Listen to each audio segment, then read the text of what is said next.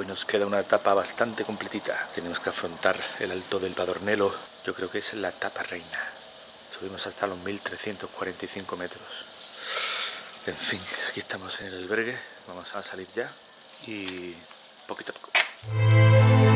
Salimos bien temprano de Membuey, tanto que no encontramos sitios donde desayunar. Y eso mengua las energías a la hora de subir las primeras cuestas del día.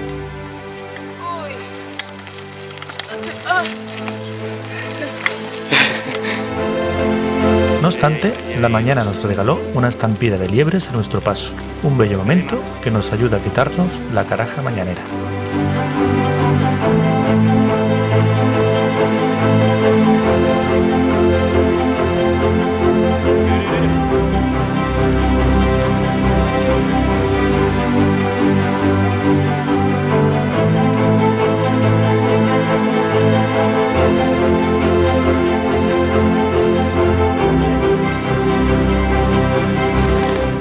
Valdemerilla. Los primeros 5 kilómetros de la mañana vamos a Cernedilla.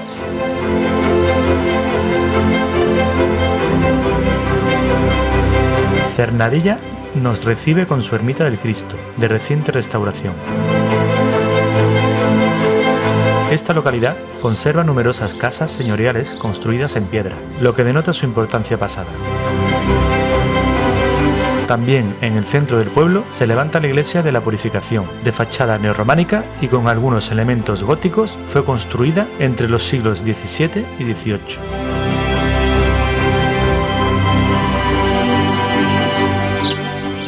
Dos kilómetros después, atravesamos San Salvador de Palazuelo, donde se encuentra su iglesia de la Transfiguración, del siglo XIII, que, aunque ha sufrido con el tiempo diversas remodelaciones, todavía conserva del románico algunos muros y sus dos portadas. Ahora vamos hacia el pueblo de Asturianos. Necesitamos encontrar un bar para desayunar. Tenemos unos 12-13 kilómetros y ya va siendo hora de pegarse un desayuno en condiciones. Aun sin llevarnos nada al estómago en lo que llevamos de mañana, seguimos encarando kilómetros entre carreteras comarcales y alguna que otra senda de escasa dificultad.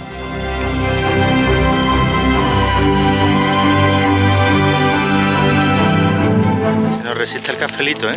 Llevamos 20 kilómetros ya, hemos pasado ya por 3 o 4 pueblos y ni un bar abierto. Voy a hablar de los andaluces. Son ya las 10 menos 10 de la mañana.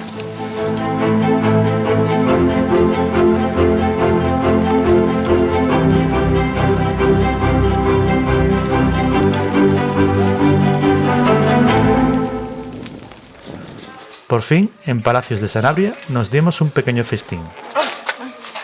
Yo esto.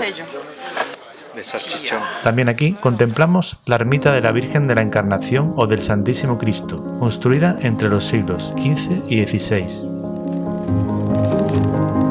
Continuamos por una agradable pista de tierra con abundante arboleda hasta llegar a las inmediaciones de Remesal. Aquí hay un retal en el que se recuerda que en una ermita de esta localidad, Fernando el Católico y Felipe el Hermoso mantuvieron una reunión para decidir el futuro de Europa, de España y la paz, allá por el año 1506.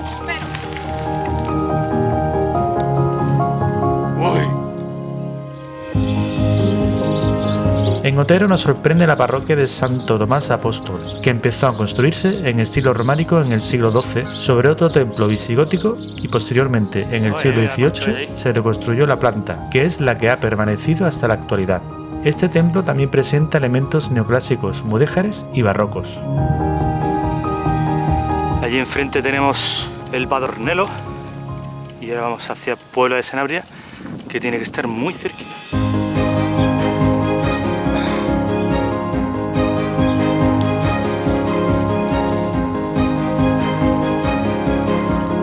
Nada más llegar a Puebla de Sanabria, lo primero que nos llama la atención son los edificios que sobresalen del resto, en lo alto de la villa, es decir, el castillo de los condes de Benavente y la iglesia de Nuestra Señora del Azogue. Del castillo, decir que se empezó a construir a finales del siglo XV y es uno de los mejores conservados de España. Por su parte, la iglesia, situada en la Plaza Mayor, es de origen románico de finales del siglo XII, construida en honor a la Virgen del Azogue, patrona de Puebla.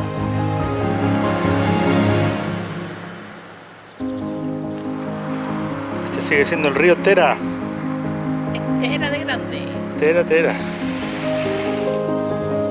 Como nuestra intención es seguir sumando kilómetros a la jornada, no nos detenemos mucho en Puebla de Sanabria. Dejamos atrás el río Tera y avanzamos un tramo por la vereda del río Castro, donde el calor vuelve a asomar la patita, lo que nos empuja a refrescarnos.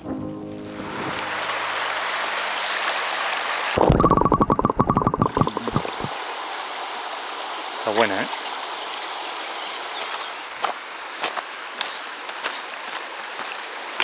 ¿Nos bañamos? Poco después, el camino se convierte en una estrecha senda que nos conduce campo a través hacia la iglesia parroquial de Santiago de San Martín de Terroso.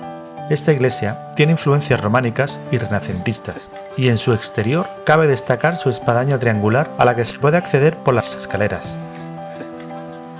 También, muy próximo a este edificio, se encuentra un crucero inaugurado en el año 2012, que sustituye a otro datado en los años 50. Requejo nos lo está poniendo muy difícil. Hay un montón de mosquitas. Y además, el camino no es fácil. Vemos que tenemos que pasar un riachuelo. En nuestro siguiente destino, Requejo, haríamos la parada para almorzar antes de subir al Alto del Padornelo. Pues Requejo. ¿De qué me requejo? Pues me quejo y me vuelvo a quejar de que es muy tarde. 3:30 pasada. Y el Alto del Padornelo nos espera. A las 5 de la tarde. No puedo, ¿eh? Tengo espagueti y el lomo y el pocho. Ahora vamos. El Alto del Padornelo lo afrontamos por carretera. Aunque la subida no es muy exigente, sí es cierto que con altas temperaturas y 1 kilo de espaguetis en el estómago puede ser una pesadilla. Tú eres la mujer de hierro. Yo estoy aquí todo pringoso. Oye, me llevo un rato esperándote, guapo. Creemos que esto es el Alto del Padornelo.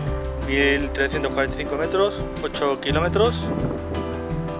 En 1 hora y cuarto. Estamos en Padornelo. Todavía no me lo puedo creer. El primer 1,5 kilómetros ha sido Mortal Kombat.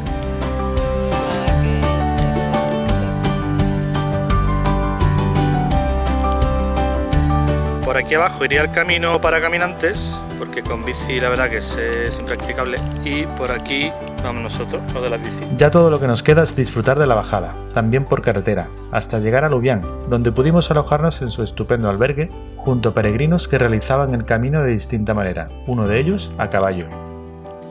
En estas 2 camitas de aquí vamos a dormir. Vamos a ver las vistas de nuestro albergue.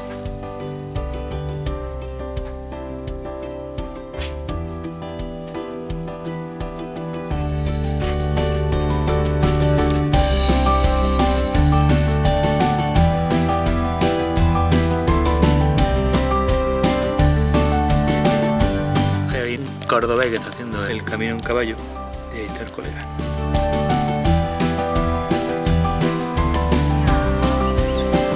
En Lubián quisimos acercarnos a su iglesia de San Mamés, de estilo barroco tardío y una de las pocas que encontramos abierta en todo el camino sanabrés. Hecho que es de agradecer porque en muchas ocasiones hemos sido privados de disfrutar de nuestro rico patrimonio.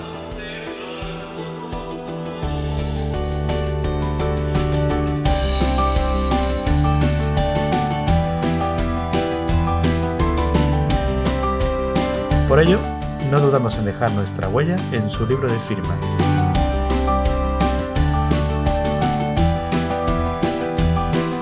Si empezamos esta etapa con esa hermosa estampida de liebres, la terminamos como curiosidad admirando a este magnífico ejemplar de conejo. Qué gracioso. Se va, ¿no?